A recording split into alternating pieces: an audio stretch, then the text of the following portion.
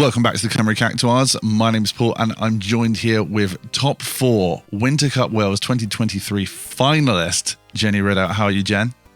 I'm really good. Very, very good. And we're going to have a quick look at your deck for this event, which is, well, you've played a variation on this pretty much throughout the year, right? Yeah, very close. So what's the big changes with 21 mainly? Twins were the main addition because I think a few people picked up that a lot of the scary things right now do things like on attack and things like that. So Param is very, very, very good right now. Yeah. Would you say like there's, well, obviously there's Tyvus in this list as well, which is just crazy for the amount of value you can get off of that. Yeah, it means you can basically play one-offs of a bunch of silly cards that don't come up like that often, but say like I need a Yuzuki, it's there, only a one-off, I can search it, it's fine. Or like Mog 6. I can't believe that that's finally seen some sort of play, something that completely everyone forgot about till now. Yeah, and I love it. I remember like seeing Tyvus and like going onto FF deck, searching like okay, Job Warrior, and being like I love it, I'm playing this. Ward is one that's crazy as well, that everyone sort of went, no, it's okay when it was spoiled, and then realized that like it's absolutely mental when you don't pay for it. Yep, it's great. I think there was a few times I even paid for it, and I was like, this is actually fine. Well, especially if you're going to use like a brand new Palom just to like, you know, just do the 2k extra as well. That's massive.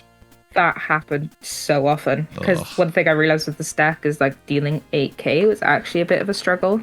Yeah. So like I need to do like Ward plus a Palom ping, or like Red 13 plus a Palom ping, and it came up a lot. Red 13, interesting pick there as well. Like not something, do you know, I really thought that people would be using Tyvus more to pick out backups and play backups, but I think that's a really, really cool choice to have in there. I think it got put in on the last day of testing because I was finding I would get my like Claris, King Tycoon, Lena, but I'd always struggle for the fire backup. Yeah. So either I get like Claris the X-Burst, manage to get the Edgar off Job King, or I can Tyvus in Red 13. Yeah. It was one or the other, and it just gives me that option of being able to get it. And the effect actually came up quite a few times. So that's a bonus. Tell me about your rounds that you had then. What did you come up against in the tournament itself during Swiss? So I was really scared of just being beaten up with aggro decks. But that didn't really happen, which was nice. I played against Category 6, which I lost. That was one of my losses. That was scary. Yeah. I think I had not tested against it at all. How did it just rush you down and freeze the backups and just no chance of it then, was it? Or it was quite a long game. So like obviously Param turning off like lock and stuff for attack was really good. I think it was a good matchup. I think it was one of those I didn't test for it, and I wasn't really sure of what I was doing. Yeah. I think like if I went back and played that game now, it might be different. Sure. But also like Jackie, who I played against, is just a very good player. Yeah. So that comes down to it too. But yeah, that was that game. I played against Full Color Warriors of Light, which was like kind of a mirror against Dale. Oh, sure. Well, that's more of a... I was playing with that one. I think it was basically me and him that sort of put our heads together and really sort of built that one as well. And that was your good sister. We call it Raffia Control, which is like, even though there's a lot of similar cards, it's a completely different state of play. Mm-hmm. Huge backup count in that thing as well, like 18, 19 backups. Scary. Yeah. Like terrifying when like you realize that you can't play any forwards and they're going to draw cards and they're going to attack you. It's just, horrible stuff. And like obviously me and Dale tested quite a bit, like our two decks against each other, and it's always pretty much been 50-50. But very luckily for me, I thought I had an awful turn 1 where I just played a Param, and that was what I needed against that deck. That's what I needed. So it helped. What else did I play? I played Mono Lightning. That was Paul Fallon. So you're murking all of our players to this? Yeah. Basically, I beat up all the Cardiff lot. So Yeah, he was playing Mono Lightning. That's one I also hadn't tested against much, so I was a bit scared. And I remember it being quite a long game, but I just managed to get it. Pretty sure he dealt me something silly like 6 damage, and it was scary. But I don't remember being too scared of the matchup. It was just more of an unknown, which is the scary thing in Swiss. Played against Mono Earth. That was my second loss. Oh, what sort of Mono Earth then? Were it monsters or? Yeah, Mono Earth monsters with Mira. It's quite funny. So he basically said, as soon as he won, he was like, I'm sorry, I basically cheated because it was one of those cheeky, here's monsters on field, I have like the world's biggest board. And then he Shantotos and swings with a zombie for game. No. That was just rude, man. Gave me another turn, I would have won, but no. It happens. It's one of those things you've got to accept against Mono Earth. No, definitely. And those, one more turn as well, Yeah. It didn't happen. They didn't. Yep. They did it and you didn't, so. Yeah, exactly. So I wasn't too upset. It was still a really good game. I remember that being a long one as well. Yeah, what else? I played against Kevin, who was playing a Ridout deck. Kevin Y, our friend from Bristol. Yeah. So, yeah, 2-drop Ridout. Cecils. That's kind of similar, like 4-color thing, I think it was. Yeah. But when you put all the other good cards in a deck instead of Ridout and lots of summons. Well, does Ridout really have a chance against cards like Tullian? I think that was literally what happened, was like, I just went really aggro. Yeah. Like, you can't let a deck like that get to the late game. So as soon as I saw it was like the summons version, I was like, I'm just going to try and like throw things at your face. Just punch, yeah. Beat you down. And then I played against one Gigawall deck all day, which was Vaso on stream. Yeah. That was last round. I thankfully won. If you want to see the interview from that, you should go watch the Cymru Cactuars VODs that are going up, because you can go watch that game. It should be up. It should be up by now. Yeah, there we go. But like, obviously, I had tested against Gigawall, and I know it's just basically it can come down to luck and what they hit and whether I have answers. And I did it. So he didn't give it away. In fairness, he did not give it away. But yeah, it was a tough game, but you came through in the end, and that was all the way through to top cut. Yeah. So happy. Well, yeah. So day 2, best of 3. Did that change things too much for going to best of 3? Yes, because being able to see what your opponent's deck is, one of the biggest things with this deck is either, like, if I can play slow the first couple of turns, get my 4 backups out, I'm golden. But some decks do not allow you that time, and you need to know whether you can do that turn 1 or not. Like, I need to know whether I need to, like, mulligan just for, like, a Cecil to be able to, like, deal with early aggro, or if I have time for the backups. So I think that really helps this deck, knowing what I need to be looking for on those first turns. Would you prefer, there's a lot of talk about it at the moment, would you prefer that the standing went to more of a best of 3 sort of thing in general for tournament stuff? I think so. I think it would take a lot of the... Obviously, as a card game, there's a lot of luck involved. And I think maybe it would take away a bit of that luck. Yeah, what, like aggro shock, like, you mean, like, so... Yeah. Turn it more into a kind of knowing what you need to play, maybe a bit more like skill involved that way. Yeah, yeah. But I don't know. Swiss is also just really fun, and getting through Swiss is like always different every time. So in top 20, well, top 32 really, because they gave the top 5 buys. So what was what in the first round? What was that you came up against, and who? So I played against Pre. Oh yeah. On my first round. So he was playing it was really interesting. Like a category 4, like water lightning deck. Using like Man in Black. Yeah, I've had this as a pet deck myself for a while. That's something I really like that you can do with the cards that are in there. Nice Yeah, to see that somebody's taken that to a better level than I managed to with it. Every time you see Prue in a tournament, he'll be playing something that's like so different and so like clever. There's always something that people haven't looked at, and he's like, I got this. So I was so scared of. Obviously, I had Porom to like turn off getting the summons back off my black. Like that felt good, but the fact he had like the Cecil to protect it and things. It was basically a who saw the cards they needed first. I just couldn't let him set up. Absolutely. That's all it was. This is what this deck is. If it's like against the control or like mid-rangey deck, you just cannot let them set up. You've got to like aggro them out. So was it Water Cecil sort of crystal list? Yeah, crystal, protect your man in black. That's it. And make sure that you kill Glaciella before she generates her own crystal sort of thing. Yeah.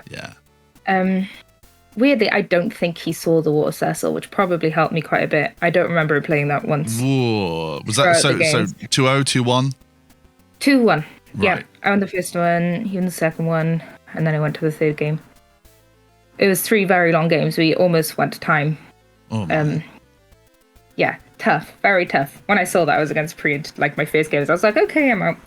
I checked out at that point, but luckily, it went well. I remember at 2018 Nationals, he was your first big fan, actually, of all people. Oh, it was great. We even, do you remember the doubles event they did? Yeah, that's right. That's right. I was at 3, and I unfortunately had to leave quite early, and that was gutting. But I remember he's always been lovely. Yeah.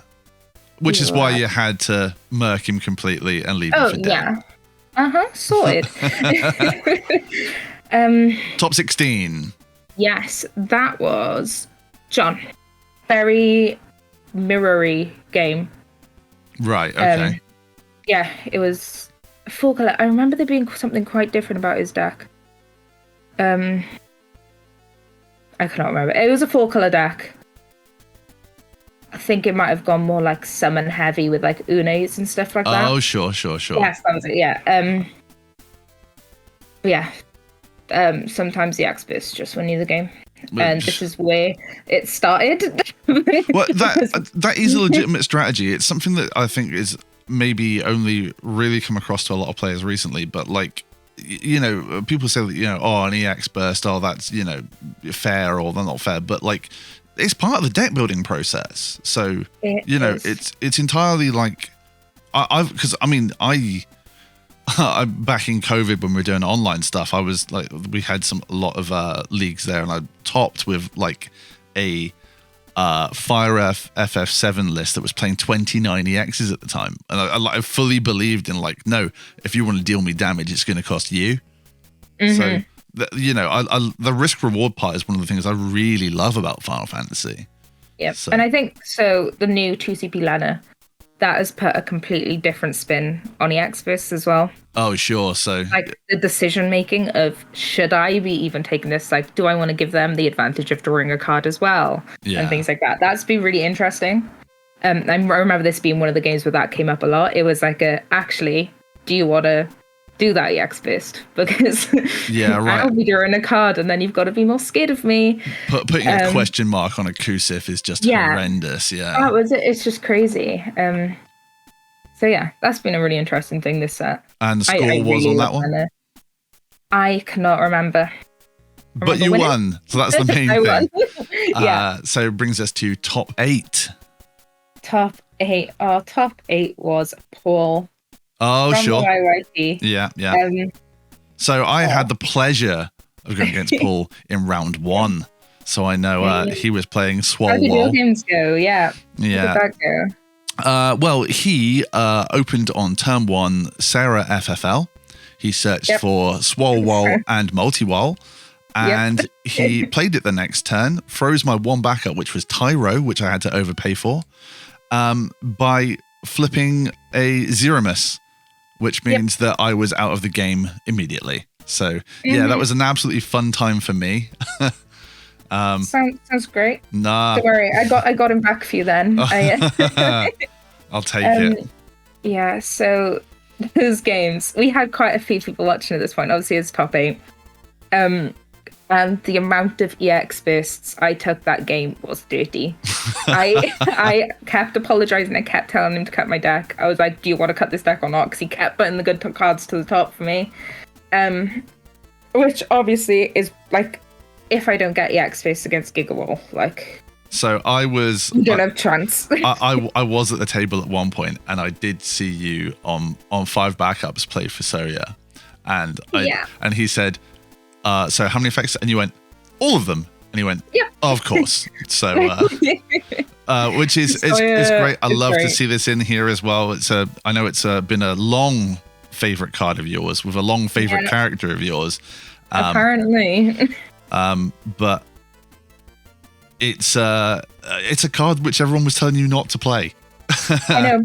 It got taken out the day before the tournament, and then I was like, no, put it back in that morning, and it overperformed. But a lot of the time, I think that was probably the only time I played it off 5 backups for all the effects. Wow. A lot of the times, it's 3 backups, discard a card, and I get 3 of them. Yeah. And that's still so good. Yeah. I get to draw a card, get a summon back, and put a character in their hand. And it's character, not forward. A lot of the times, it'd be like, okay, you can get that Lena back. I'll make you pay 2 again. Oh, wow. Yeah, that happened a lot. Crazy point in this. Yeah, no, that is very relevant. Like before I'm attacking, I'm like, okay, there you go. But yeah, so for Soy I did a lot. And yeah, that game against Paul, that was a lot of fun. Because like obviously I know him quite well. That it always makes a difference when you're playing people you know really well. Yeah, definitely. Reminds you that it's a very fun game. And next up, the unfortunate end of the road, where blocked by the 2-time world champion himself, which he said in his write-up as well that you gave him a hell of a time. So I haven't actually read that yet. Oh wow! So yeah. So I believe it was 2-0 to him, but that game 1 was mostly yours. Oh, game 1 was a close one. It was a lot of me like clawing, just trying to survive, but it was rough. I literally sat down and I was like, I'm playing against 2-time world champ. Like, I do not mind how this game goes. Yeah, well, I'm gonna try. We'll see what happens. You earned your space next to him on that. That's how I felt. I was like, oh my god, I've made it through Swiss, made it through Top Cut, and I'm now in top 4 with like Steve D of the YYT, Alex, mystical 2-time champ Hancocks, Andreas, who is also just like an insane player. And I was like, this is all me. What am I doing here? So yeah, just to get that far, I was absolutely chuffed. Do you fancy your chances of anyone else in the top 4? So me and Steve actually did a what if game in the pub afterwards, of what if I had beat Alex and got to the final against Steve. No, it would not have gone. Really? Okay. So I was interested the whole day because I knew he was playing Palamporum like 2-color, just the water fire, and that's what I started this set off with. Yeah. And I looked at his deck list like day 1 because we like obviously chatting in Swiss, and it was probably about 6 to 8 cards different to what I had built originally. And I was like, I love it because it's the consistent version of this. It's this if there wasn't any like chaff, just yeah. So I was like, this goes down to whether I can do my backups, and then like I feel like I had every good card in the deck where he had consistency. Sure. And he would have won it. He would have won it. I don't think there was a question about it. Yeah, that was good. And I don't think I actually know what Andreas was playing. I believe it was his another version of his horrible all forwards Don Corneo Ridout right? sort of thing. Yeah. Yeah, not yes, I remember. I have played against a version of it in the past. Very cool deck, very cool guy. Yeah. So I mean, that top 4, wow, anyone's sort of anyone's game there, isn't it? Yeah. So, but what at least diverse set of decks there for the top 4. Yeah. I remember when we all sat down for like the top 32 matches, and we were all chatting because it was like a little while waiting for like deck checks and stuff, and we were like, "This is like crazy. Like no one knew what anyone was playing. It was really fun. So going forward, if you were to play this for the rest of Opus 21, any changes that you'd make? Ooh, I'm not sure. I was really happy. I think there was a few cards that I wish I had, but like it's space. It's always space. And it always comes down to if we had 60 cards, doesn't it? So. Yeah.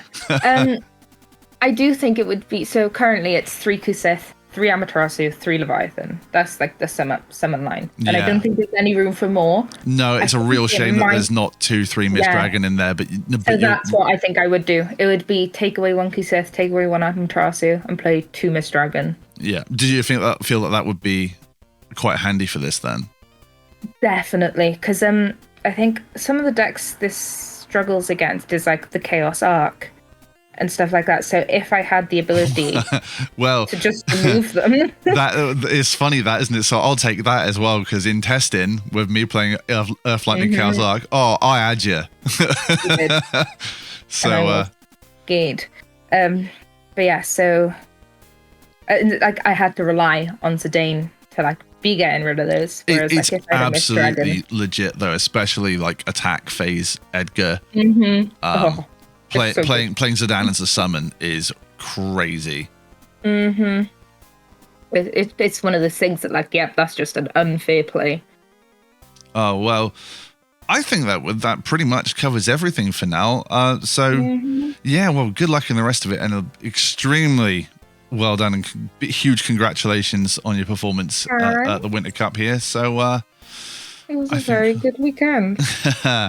We'll have the deck list in the description for everybody who wants to follow this, and we'll have lots more content in the new year. So that's thanks from us. Thanks very much for watching. Thank you.